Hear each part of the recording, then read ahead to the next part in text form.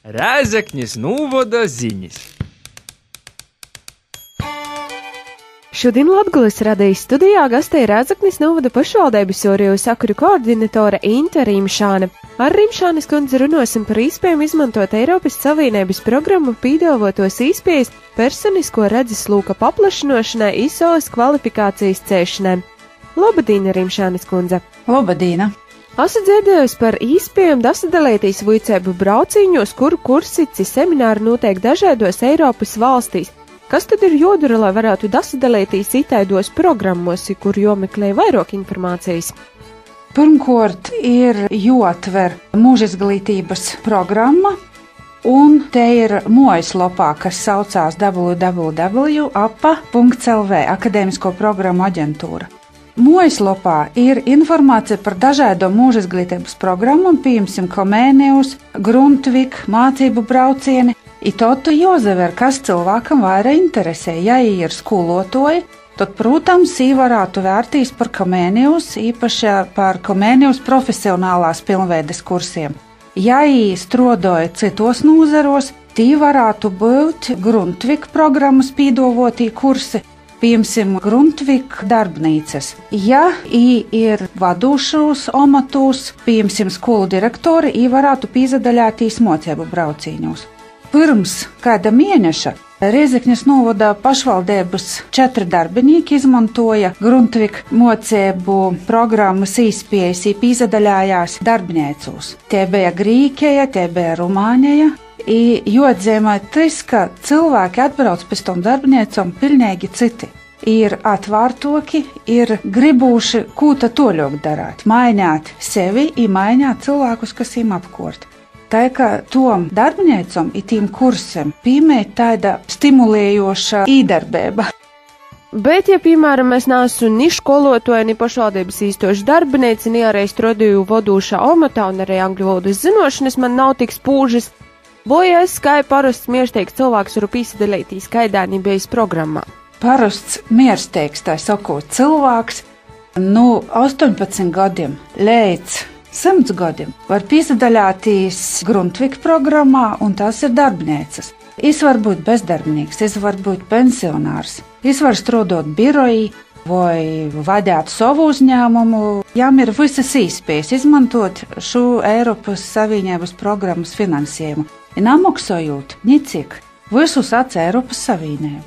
Bet kā ir ar angļu valodas zinošanām? Minimālam zinošanam tomēr jābūt, jo pirmkārt vajag kaita līdz tai vītai aizbraukt, un kaita vismaz minimāli sazinoties. Nav jau obligāti jābūt angļu valodai, vācu valodā, franču valodā tiek pīdāvoti tie kursi. Tā kā, ja cilvēks grib, es domāju, ka es varētu kombinēt, piemēram, tos iespējas, ko dot Nodarbinātības valsts aģentūra, kurai pīdāvoja kursus svešu valodā, piemēram, angļu valodā, vācu valodā. Es nozaklausās teorētisko kursu, es varētu pīzasacēties Grundtvig mācību darbnīcām, papildinot iegūto zinošanos praktiski. Vēl ir tāda programma Eiropa pilsoņiem, ko te sevi ietver.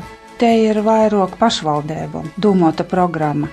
Te programma ļauj piesaistīt dažādu nozaru, dažādu profesiju cilvēkus, dažādu projektu izstrādē, bet viens ir nosacījums, ka pie šo projekta jāstrādā ir vairākam valstīm. Ne tikai vienai vai divam, bet pēc iespējas vairāk. Piemēram, šī gada maijā ar Eiropa pilsoņiem programmas atbalstu 30 Rēzeknes novada kultūras darbinieki, sporta darbinieki varā aizbraukt pīzadaļātīs festivālā Francijā.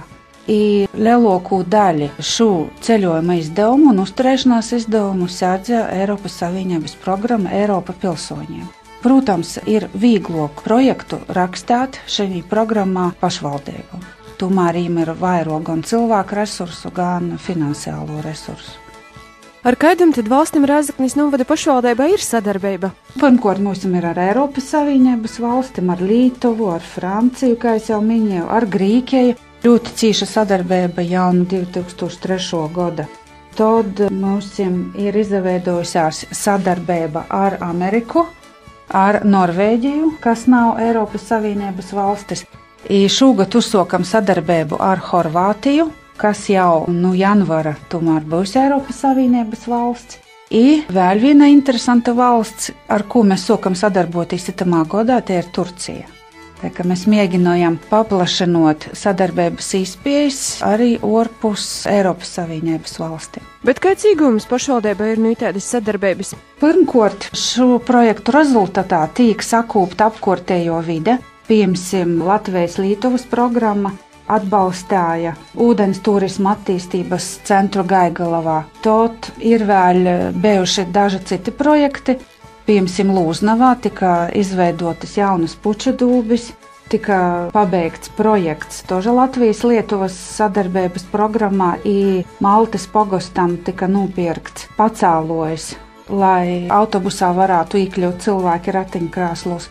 Pirmkārt ir sakūpta vide, otrkārt cilvēki var braukt uz citām valstīm, salīdzinot sevi ar citiem, mocētīs saskarsmes kultūru, apgūt, pilnveidot svešvalodu zināšanas. Tā sakot, pazavērt citus, parodēt sevi.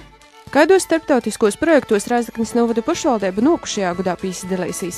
Visaktuālākais projekts, kas mums bija cīši nepieciešams jau gadiem, tas ir Ančupānu meža teritorijas pieejamības uzlabošana iedzīvotājiem. To laikā tiks izveidots tehniskais projekts, izziņas lēpošanas, nūjošanas takām. I šos takas tiks aprēkotas ar gaismas elementiem. I pats svarīgākais, kas jau bija sasopējis jautājums Rēzeknes novada pašvaldībā, tiks sakārtots Ančupāna memoriāla teritorija. I, protams, dabas takas ap to. Un sarunas noslēgumā, ko jūs novēlējat Rēzeknes novada dzīvotājiem, visas Latgales dzīvotājiem jaunajā 2012. gadā?